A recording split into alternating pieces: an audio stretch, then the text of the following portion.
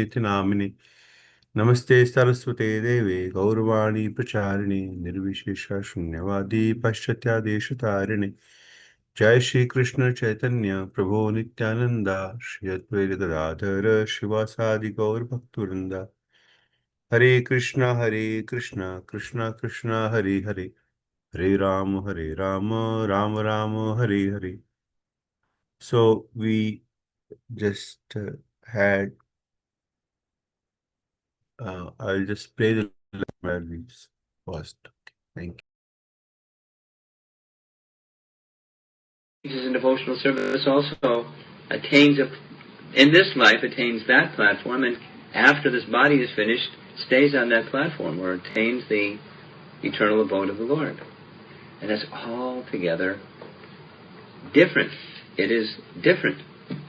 It's the culmination or the ultimate fruit. Vedaish desire vire aham eva vedyo Vedanta krit vedavid eva cham Chapter 15, Bhagavad Gita. The purpose of the Vedas is to know Krishna. And one can know Krishna through devotional service, and not through these other activities. One can become pious, but one can't understand Krishna through pious activities alone.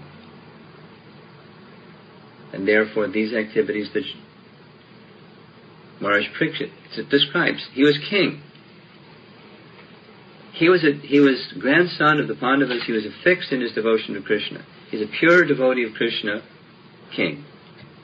But because he was king, he was setting an example for his subjects by engaging the Brahmanas in karmakanda activities for the benefit and for the upliftment and for the example of the citizens in general. But his own personal example was he was fixed in pure devotional service. He did that as a king. He lost all interest in those things. I mean, he lost all participation, but he also lost all interest in those things. For the sake of exclusively fixing his mind exclusively, not in the worldly duties of life, because he gave up his royal garb and his royal treasury and his palace and his everything.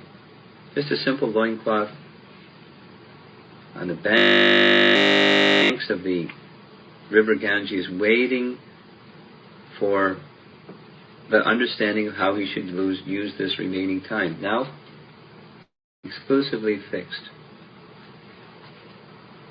There's the last part of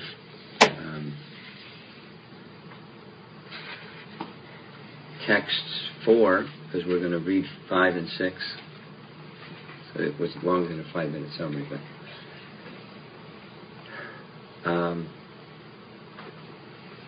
Prabhupada quotes several places just to underline this fixed mind upon the personality of Godhead. He quotes Bhagavad Gita 2:41, Vyavasayatmika buddhi ekeha kurunandana.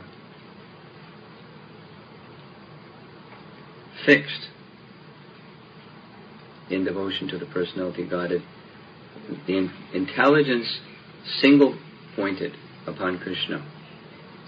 Then he quotes Baladev Vidyabhusan. Baladev Vidyabhusan is a great acharya in our line of disciplic succession who made commentaries on many of the scriptures, including Bhagavad Gita. And he's giving here in Sanskrit a definition of Vishuddha Chitti, or purified intelligence. Completely purified consciousness, Vishuddha Chitti. Bhagavata Archana Rupaika Nishkam Karma Bir. So we know what Nishkam Karma is. Nishkam Karma. Activity done without any desire. Nishkam Karma. While engaging in activities without any fruitive purpose in those activities, consciousness completely absorbed in the personality of Godhead. Bhagavata Archana Rupaika Nishkam Karma Bir Vishuddha Chittaha. Like Krishna says in Bhagavad Gita, engage in your prescribed duty and always think of me. Like that. So it doesn't mean just think of Krishna, do nothing. It's not that the passive meditation that he's advocating. Perform prescribed duties with consciousness completely absorbed in the personality of God. It's single-pointedly. So Maharaj Parikshit's duty at this particular time is prepare himself for death. It's coming. So his worldly duties were stopped, and his duty then became this one primary duty only, hearing about the topics of the personality of Godhead. So that's review. And now the two verses. It's important, actually, to take that time for the review, because the two verses, what might you think that Maharaj Parikshit asked about to prepare himself to fix his mind upon the personality of Godhead?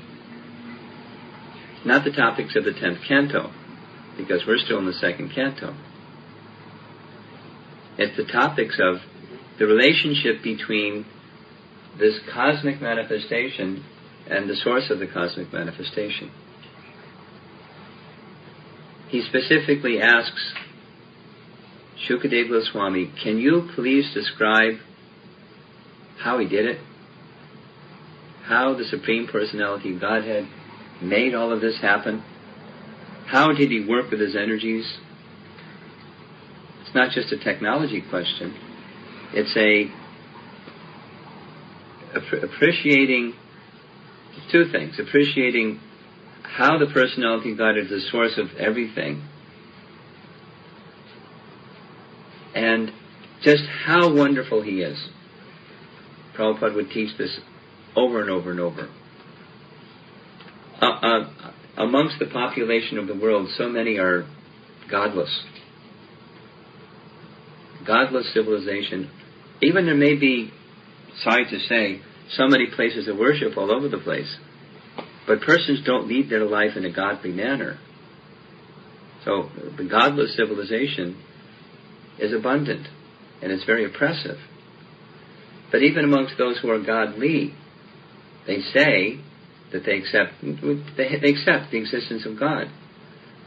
But who is God? How great is God? You have a short list.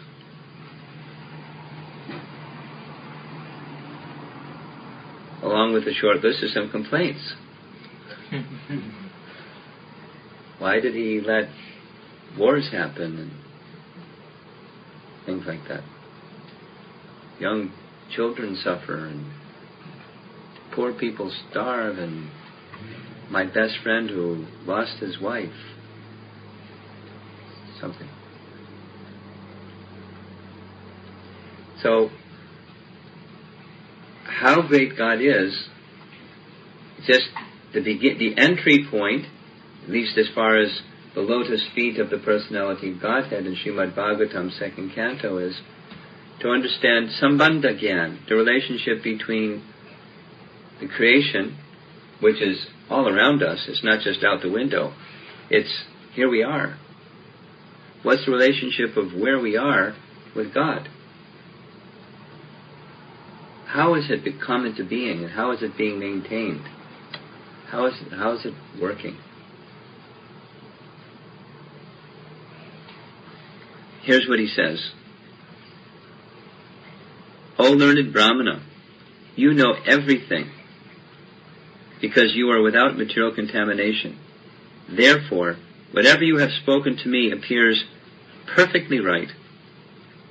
Your speeches are gradually destroying the darkness of my ignorance, for you are narrating the topics of the Lord. Of course, he hasn't specifically described yet the topics of Lord, he's described those are the topics that one should hear.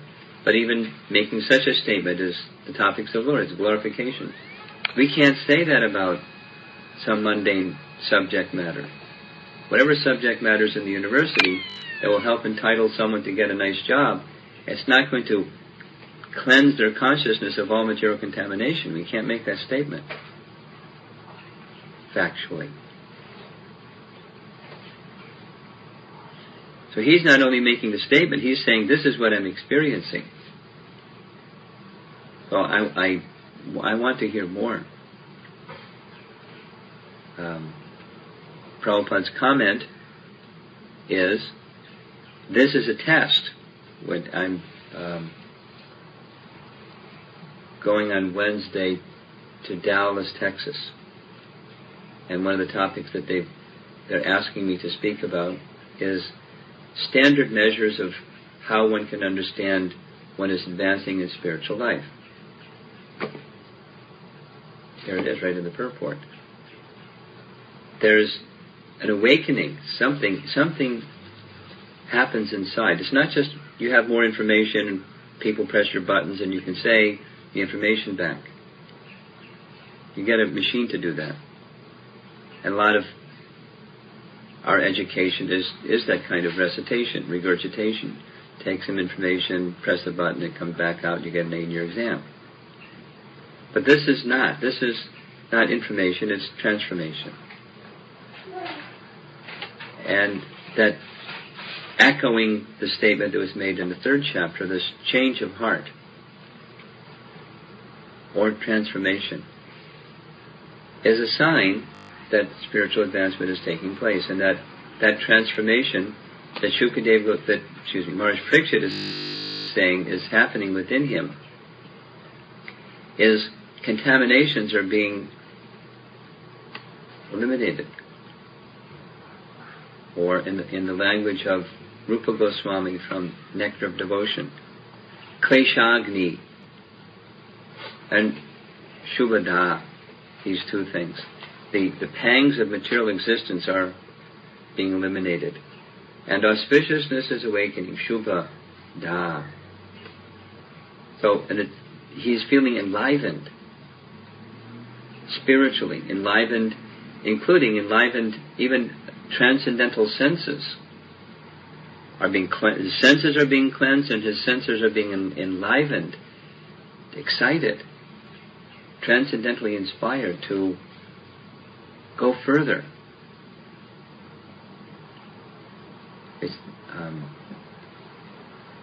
Prabhupada quotes a verse from Svetashvatara Upanishad. It's mentioned a couple of times in Bhagavad Gita. Yasya devi para bhaktir tata devi tata guru tasyaite katita hyartha prakashante mahatmana. That only unto such a fortunate great soul who has fully surrendered unto the lotus feet of the personality of Godhead and the spiritual master, Yasya devi para bhaktir tata devi tata guru. Only unto such a person are the imports of the Vedas revealed within their hearts. So that's one of the symptoms. Transcendental knowledge. Divyam jnanam tato dadyat. The transcendental knowledge is awakened from within. Or the first canto of the Bhagavatam speaks of the same. Causelessly, knowledge and detachment awaken in the heart of one who engages in devotional service. When Prabhupada first introduced Krishna consciousness to the young counterculture personalities, hippies of the Lower East Side, who knew nothing about nothing as far as spiritual life is concerned, Prabhupada didn't introduce so much terms and technical procedures and rules and regulations. He engaged them in chanting the holy name and explained the teachings of Krishna consciousness. And because transcendental knowledge was awakening within their heart, then detachment from that former way of life was just falling away. They asked Prabhupada, are we supposed to be following some regulations, some restrictions? Swamiji? He said, yes, I'll tell you later. And then the restrictions. And then they followed because transcendental knowledge was awakened. It was easy to follow. But that's not the starting point. The starting point is this merciful association, hearing and chanting, detachment. So he's describing that's what's happening.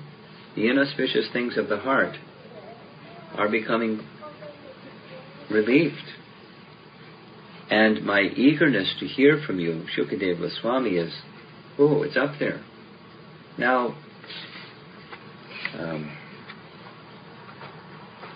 I beg to know from you how the personality of Godhead, by his personal energies, creates these phenomenal universes as they are, which are inconceivable even to the great demigods. So the great demigods are ruling, they're controlling agents of the personality of Godhead. They're bewildered. Muhyanti yatsurayaha, the Bhagavatam describes.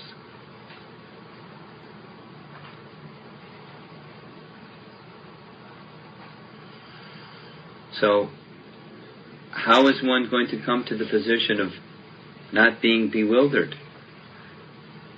If all the demigods are bewildered, the implication is we are too. University students and university professors and university administrators, the government officers, the people in general that elect those government officers, the whole caboodle, buoyanti, by the influence of the material energy. So, what's the remedy? What's the medicine? Medicine is this hearing very carefully from the right source and regularly hearing.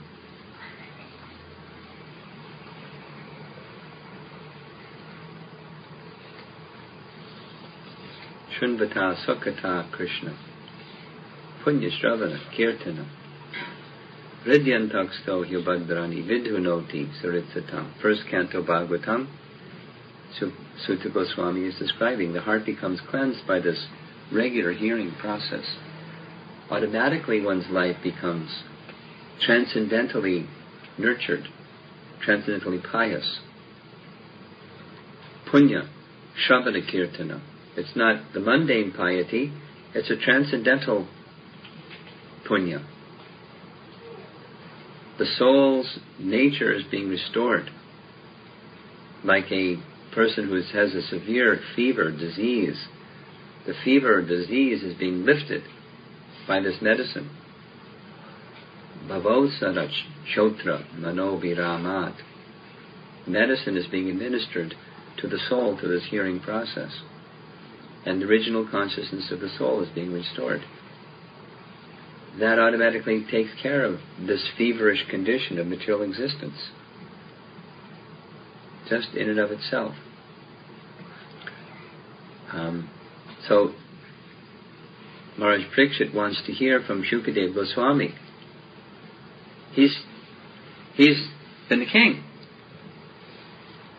not just one of many kings. He's the emperor of the world. What?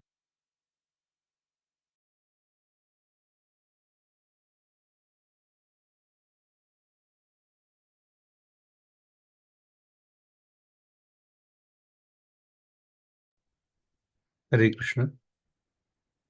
Yeah, we paused the lecture today.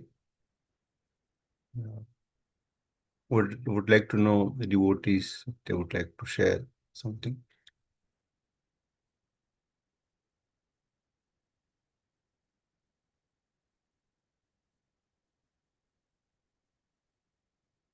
Sharbani Mataji. Hare Krishna Prabhu. do your prescribed duties with the consciousness fixed to Krishna. So that was very nice. Thank you, Prabhu. Hare Krishna. I could not hear properly. Can you tell once again? I mean, do your prescribed duties Ah, with consciousness fixed to Krishna. hmm. Yes. Thank you, Thank you. Prabhu. Thank you. Yes, Chandrakeshwar Prabhuji. I have the same point, Prabhu, as Sharbari Mataji said. Uh, it doesn't mean that we shouldn't do anything. We have to perform the as prescribed duties. Thank you, Prabhu. Hmm. Thank you. Vijay Prabhu? Hare Krishna, Prabhu. I like one point here about it's about like when Prabhupada asked to give a class. So he said it is not about giving information; it is about the transformation, and that is that point I like so much because information can be given back and forth, but when something happened within, even if we say Srimad Bhagavata or something. Uh, the transformation has to come from within rather than just like he said it is a mechanical process where like you take the information and then give it out. It should not be that way. It should be for the person who with whom we are speaking. Uh, so I like that point, bro. Hmm. Thank you, Prabhu. Thank you so much. I think Shamkun Prabhu raised the hand. Bhakti Sangha. Yes, sorry, I didn't change my name. Yes, Prabhu, please. Maybe 2 to 3 points here, Guru. One of the points is just what Sharbari Mataji and Chinakesha Prabhu spoke about. By the way, is my voice audible at all?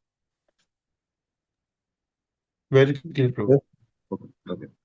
So one thing that Mataji and Prabhu told now, like do one's duty and remember Krishna. So recently, one devotee told me, he asked me a question on a very similar line. He said, if on one hand we are saying karmanye vadikaraste ma phaleshu kadachana, do your duty, and on the other hand, in from other scriptural sources we also hear that if we take one step towards Krishna, Krishna will do a lot more for us. So Krishna is also giving us the motivation that we have to take one step towards him and he is giving us something in return. And in that sense, that's a motivation for us to approach Krishna. In that, or say differently, isn't Krishna contradicting himself? On one hand, he says, don't bother about the results. On the other hand, he says, if you do it, I myself will ensure that I come to you closer. Or I'll do something in your life that I make myself available in your life in a much more profound way. Are these two not contradictory? So my reply was, and I mean, while I'm going to say this reply later after I finish my third point, maybe you all can correct me if I was wrong here. That, as per my understanding, when Krishna says that do not bother about the results, it's not about just me being detached. It is just that when we work for the pleasure of Krishna, the results can come in ways and means which we cannot fathom. It is up to Krishna to give us what we want to receive. It happens through there are two things happening simultaneously when an action is performed. One is the karmic result of all our past actions and our current actions. We get something in return for it. Number one, that is the material energy, the Mahamaya aspect of the Supreme Lord that is performing there. Secondly, there is the Yogamaya aspect also. The Yogamaya aspect is where Krishna brings us closer to him and to his internal potency. In other words, there is something about the action itself and there is something about the intent behind the action, especially the intent behind the action. For that, Yogamaya does something. For the action in and of itself, if there is no intention to please the Supreme Lord, the Mahamaya also comes into the picture. So both of them are acting simultaneously. And the detachment from the results is primarily for the fact that I may think that, say, for example, there is a Ratha Yatra, Jagannath Ratha Yatra. The scriptures say if you move this chariot with your own hand, or even if you don't move this chariot, if you just walk behind the chariot, then for as many births that you may have again, it one will all those births will get sublimated, and one will finally reach to the kingdom of God. One will enshrine a position in the kingdom of God.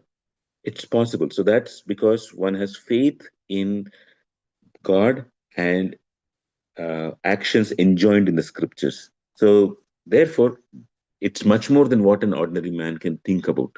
Can I just walk in this place and get anything in this world? Most likely not. So that's one aspect of it. Point number one here.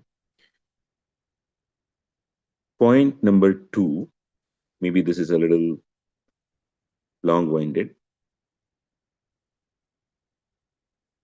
Maharaj spoke about that how the hippies in general, they uh, they surrendered whatever they want. I mean, all they had at that point in time, and they served Srila Prabhupada.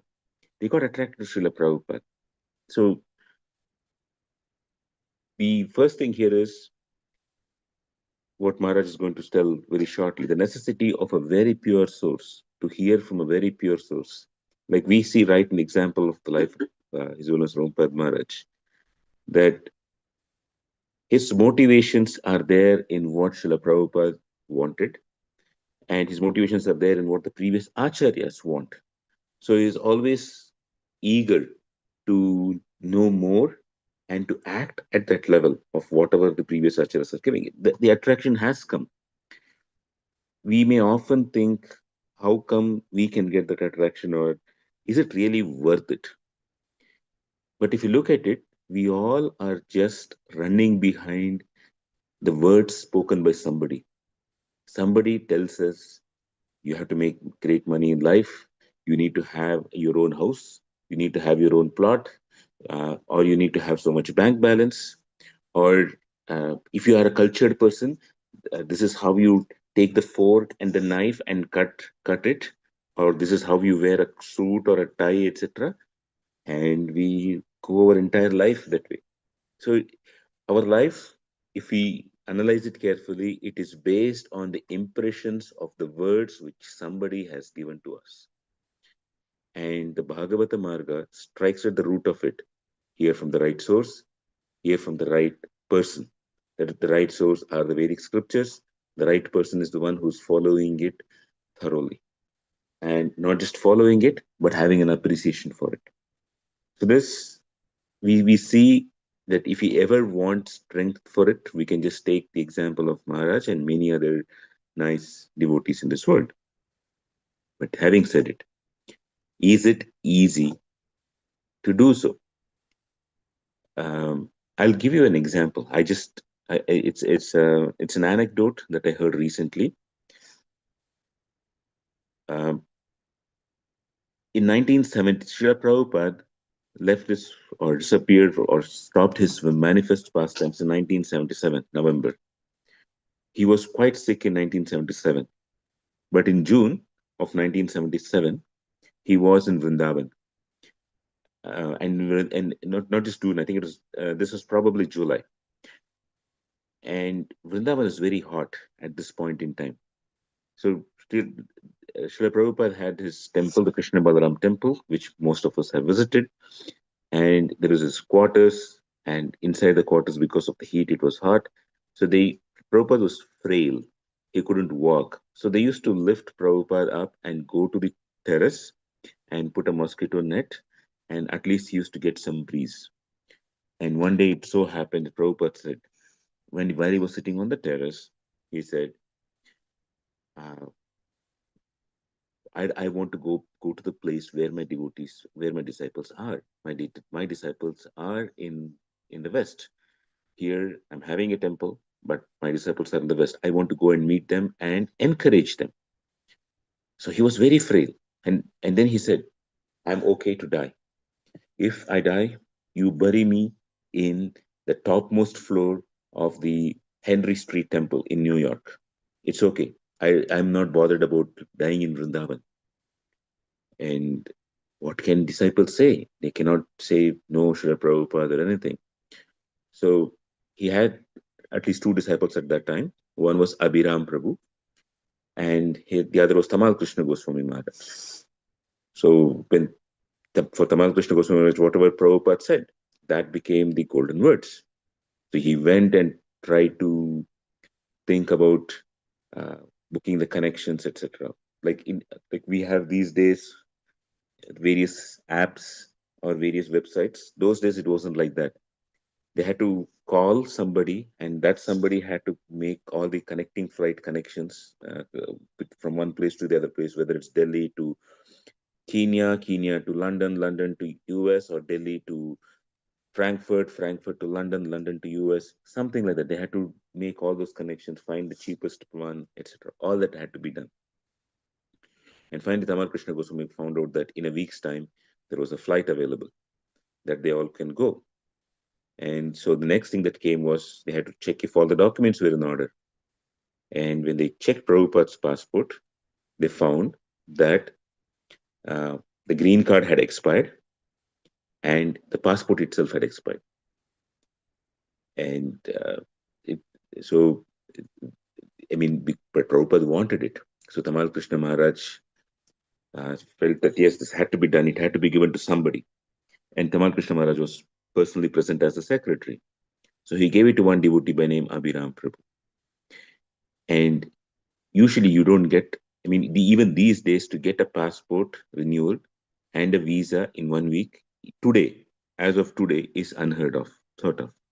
But that was a task given to Abhiram Prabhu.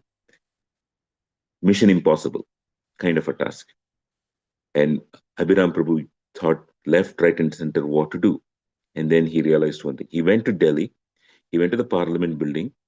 He was an American. He knocked on the doors of different members of the parliament and then said, "Here is my guru, who's doing so much for India. He's spreading India's culture everywhere. He wants to go to the West. He's not feeling well, but still he wants to do it. Please help." He begged and begged and begged, and finally one MP accepted it, and the passport was issued in I think 1 or 2 days. It was issued just like that. And so that was a great success, unheard of. Next comes the visa, because you had the green card. The green card was not. There's a much longer process for the green card. He had to get a visitor's visa to go to the United States. And Prabhupada had 3 passports, thick passports. I think not the 20-page, but the 40-page passports. He had visited so many countries, and now he needed a new visa. What to do? During those days, where Abhiram Prabhu had also served Srila Prabhupada in Mayapur, West Bengal, and he had become friends with a consul general in Calcutta, because in those days very few people used to come from the West, from America to India, and even the consul general wanted to speak to somebody who could speak American English, so they had become friends.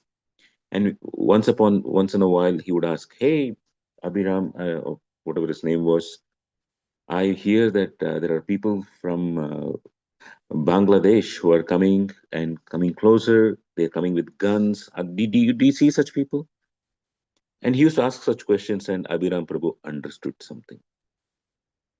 And I'll tell you later. So what Abhiram Prabhu did was, after he got his passport, he went to the consulate office in Delhi. He went with Prabhupada's visa, and he met the head of the consulate office. There was one lady. This lady was actually the boss of the person in Calcutta, because in Delhi the person was the head. So he went to this lady office, and somehow, very luckily, he was allowed to meet the consulate general directly because he was a white-bodied American.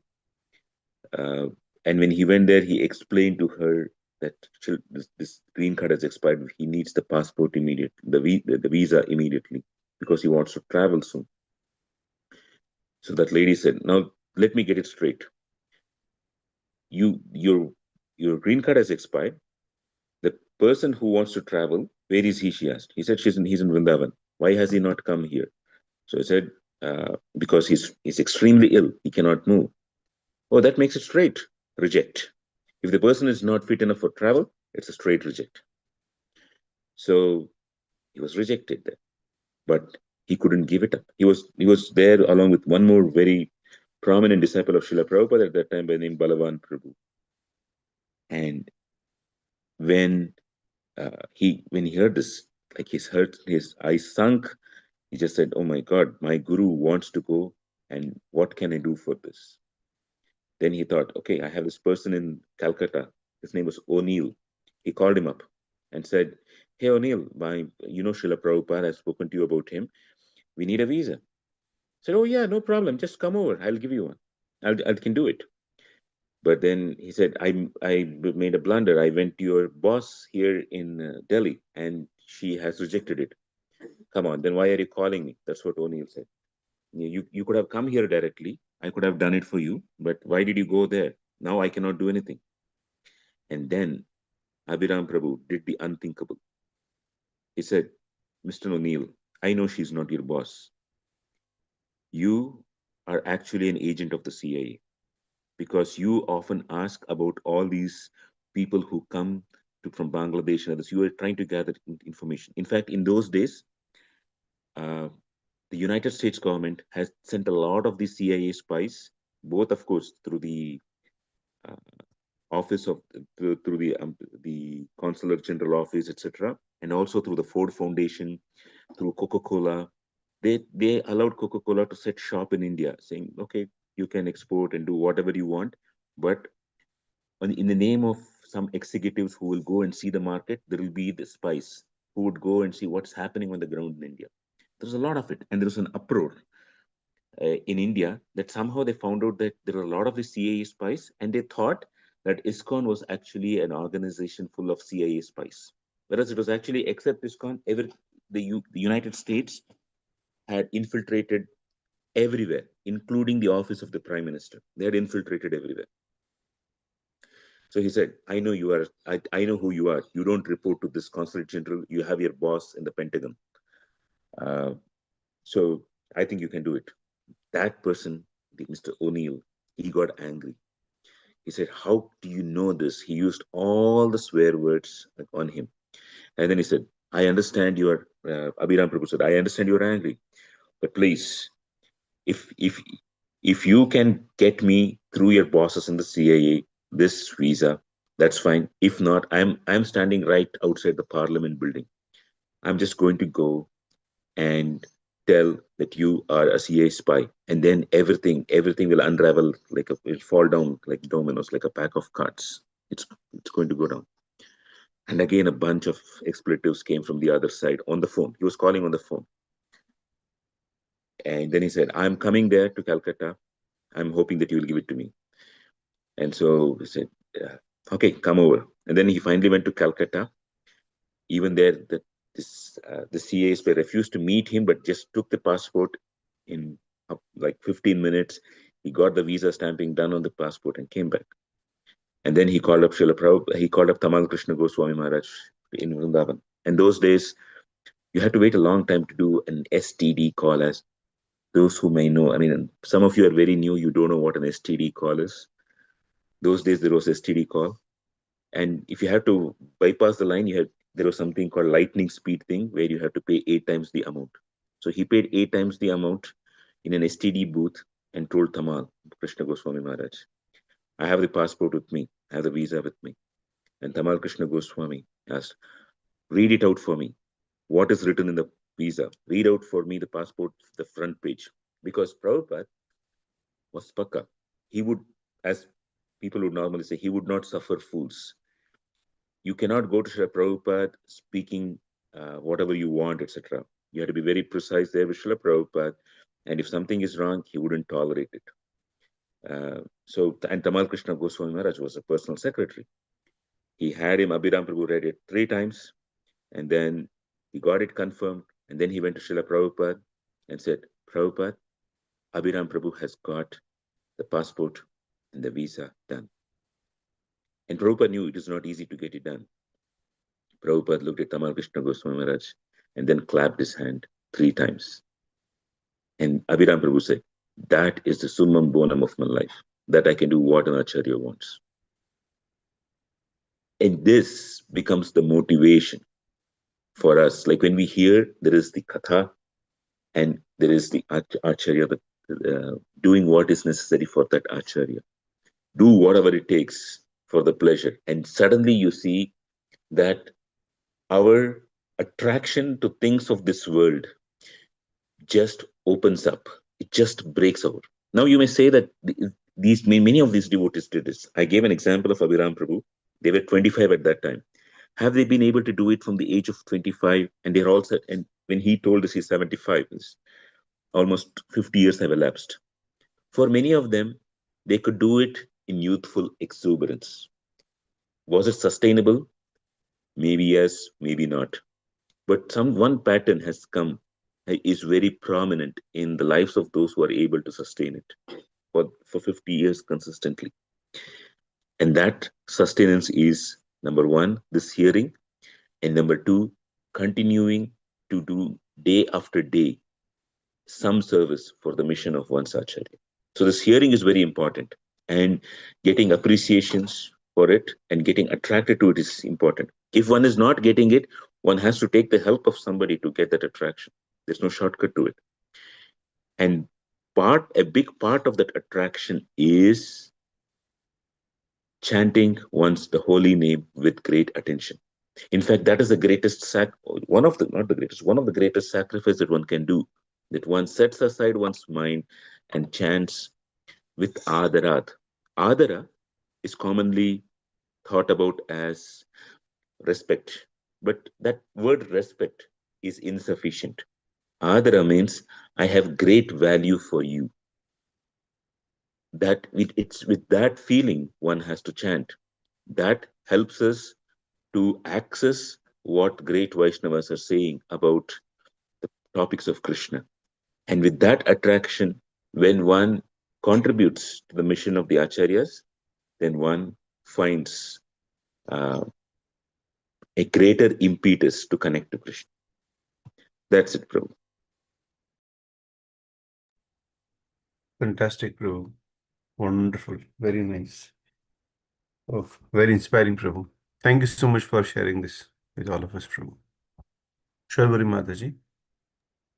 Yes, just wanted to appreciate what Shampun Prabhu said. Really, very, very inspiring. Very nice. Thanks a lot, Prabhu, for these invaluable things that you keep on sharing in these morning classes. Thank you, Prabhu. Hare Krishna. Thank you for hearing. I'm just relaying what I heard. That's it, Mataji. Nothing more. Thank you, Prabhuji, for telling us that we can go beyond what looks impossible. Thank you, Hare Krishna. 717. Any last comment from any other devotee? A quick question. Okay. Okay. Thank you so much for joining today. Let's connect again tomorrow, 6:30 in the morning. Hare Krishna. Thank you, Thank Prabhu. Hare Krishna.